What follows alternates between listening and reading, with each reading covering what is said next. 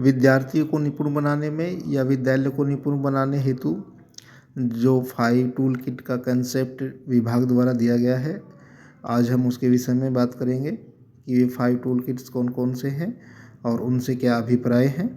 आप सभी शिक्षक साथियों का इस वीडियो में हार्दिक स्वागत है।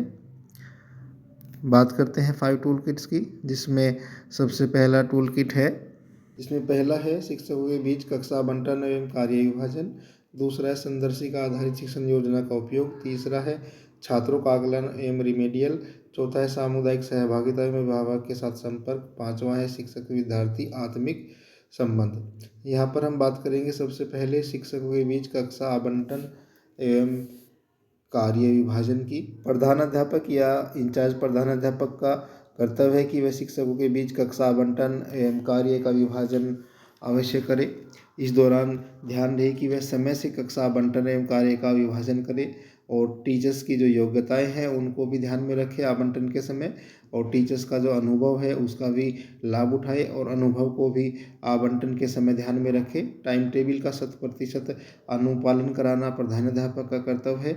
विद्यालय स्तर पर भी उत्तरदायित्व निर्धारित किया जाए और उनके जो है जांच भी की जाए कि क्या शिक्षक सही से कार्य कर रहे हैं और दिए गए उद्देश्यों के लिए 100% निष्ठा के साथ में कार्य कर रहे हैं नहीं।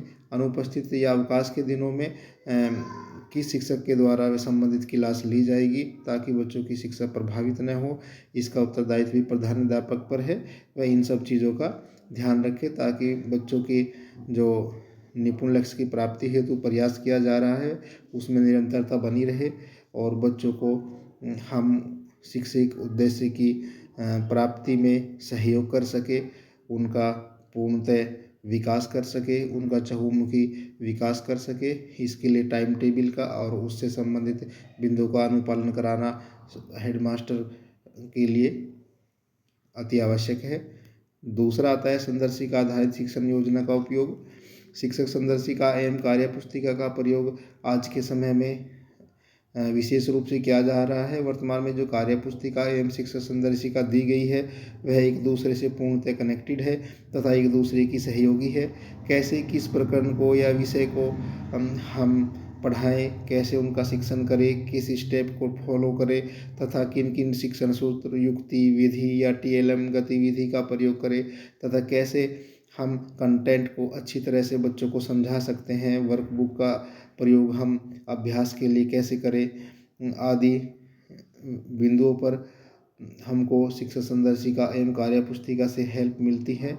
शिक्षक साथी को चाहिए कि वह स्वयं का विवेक या विद्यालय आवश्यकता या बच्चों की जो वर्गीकरण अगर हम देखें बच्चों की गुणवत्ता या योग्यता के आधार पर भी हम अपने शिक्षण में, अपनी युक्तियों में, अपनी गतिविधियों में आवश्यक संशोधन कर सकते हैं ताकि हमारा शिक्षण प्रभावकारी बना रहे तथा शिक्षण में विद्यार्थी को सहयोगी भी हमें बनाना चाहिए, उनका सहयोग लेना चाहिए, उनको पढ़ने की आदत डालें तथा अपने शिक्षण से नीरसता बिल्कुल भी न आने दें, अपने शिक्षण में रुचि पैदा करें।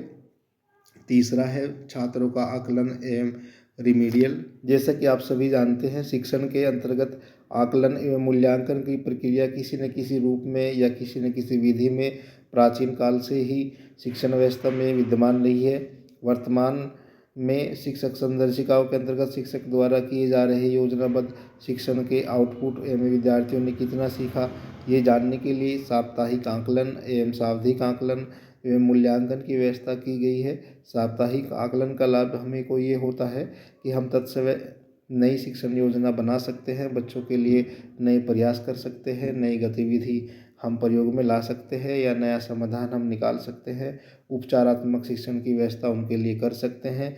ये भी हमें मालूम हो जाता है कि बच्चा किस स्तर का है, उसी स्तर के अनुसार हम उसके शिक्षण में हम उपचारात्मक शिक्षण ऐड करके हम उसको सामान्य लेवल पर या अन्य कक्षा के जो विद्यार्थी हैं उनके लेवल पर हम उसका शैक्षिक स्तर ला सकते हैं और बालक की जो क्षमता है उसका भी हम प्रयोग कर सकते हैं। स्वयं की योजना का हमको मूल्यांकन करना चाहिए क्योंकि जब हम आकलन करते हैं उससे हमारी जो योजनाएं हैं उनका भी मूल्यांकन हो जाता है कि वे कितने सार्थक रही है।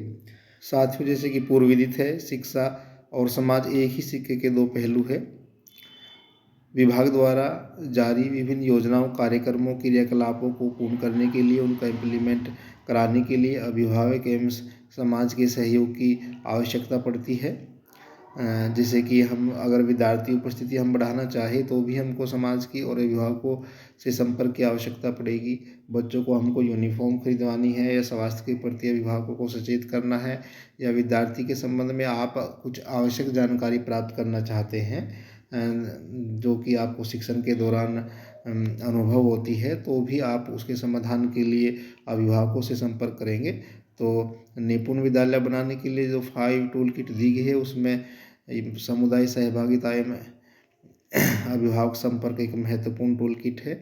नेक्स्ट है शिक्षक विद्यार्थी आत्मीय संबंध, यानी शिक्षक और विद्यार्थी के बीच में आत्मीय संबंध होना क्यों आवश्यक है? ये इसलिए आवश्यक है ताकि विद्यार्थी की झिझक दूर हो सके। खुले वातावरण में गतिविधि में प्रतिभाग जब बच्चा करेगा तो वह ज्ञान को सरलता पूर्वक आत्मसात कर लेगा। विद्यार्थी की पारिवारिक स्थिति का आपको मालूम हो जाएगा, स्वास्थ्य की स्थिति आपको मालूम हो जाएगी, पूर्व अनुभव क्या है बच्चे के वो भी स्पष्ट जानकारी आपको आत्मीय संबंध होने पर मिल जाएगी, क्योंकि बच्चा ओपनली आपसे व्यवहार करेगा। बच्चे की कक्षा में शिक्षण में दिलचस्पी बढ़ेगी, लोकतांत्रिक भावना का विकास होगा। बालक भी अपना पक्ष आपके सामने रख सकता है, आप उसी के अनुसार अपनी शिक्षण व्यवस्था भी आप बना सकते हैं। शिक्षण में विभिन्न गतिविधियों में बालक का 100% सहयोग प्राप्त होना आपको शुरू हो जाएगा। इसलिए शिक्षक साथियों को चाहिए कि वे बच्चों के साथ आत्मीय संबंध रखें, उनको अपने बच्चों की तरह मान करके पढ़ाएं। अगर हम ऐसा करेंगे तो हम भी अपना 100% बच्चे के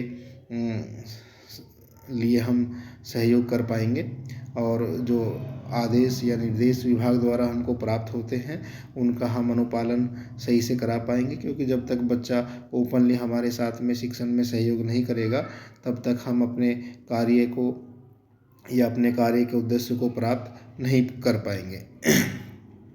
तो साथियों, इस वीडियो में हमने जाना कि निपुण विद्यालय बनाने हेतु 5 पॉइंट टूल किट क्या होती है, उनका हमको कैसे प्रयोग करना है, अपने विद्यालय को, अपने विद्यार्थियों को निपुण बनाने के लिए उनका हम कैसे बेहतर तरीके से प्रयोग कर सकते हैं। वीडियो में इतना ही। धन्यवाद। वीडियो पसंद आए तो लाइक करें, शेयर करें और चैनल को सब्सक्राइब अवश्य कर दें। धन्यवाद।